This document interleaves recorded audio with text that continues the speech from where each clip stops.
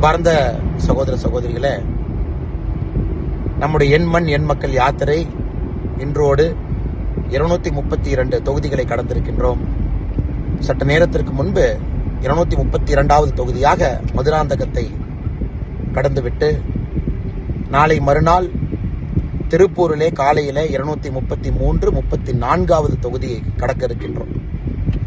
இந்த கடுமையான பயணத்தில் ஆரம்பத்திலிருந்து கடைசி வரை நம்மோடு சகோதர சகோதரிகள், தாய்மார்கள், பொதுமக்கள், மாற்றத்தை விரும்பக்கூடியவர்கள், இளைஞர்கள் பெரும் திரளாக ஒரு பெரிய ஊக்கத்தை, நம்பிக்கையை கொடுத்து கூடவே வந்திருக்கிறீர்கள்.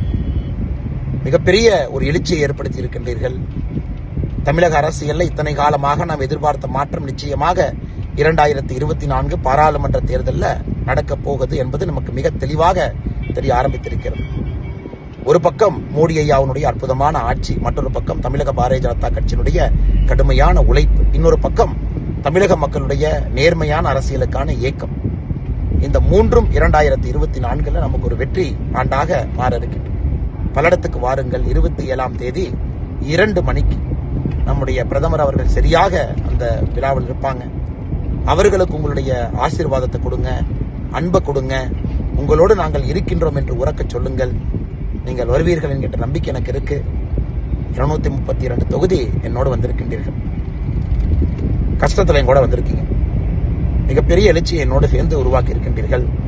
உங்களுக்கு எப்பொழுதும் நான் நன்றி கடன் பட்டிருக்கின்றேன். நிச்சயமாக இதை முடித்து காட்டுவோம். எடுத்திருக்கக்கூடிய பணியை வெற்றிகரமாக நடத்தி காட்டி தமிழகத்திலே அரசியல் மாற்றத்தை கொடுப்போம்.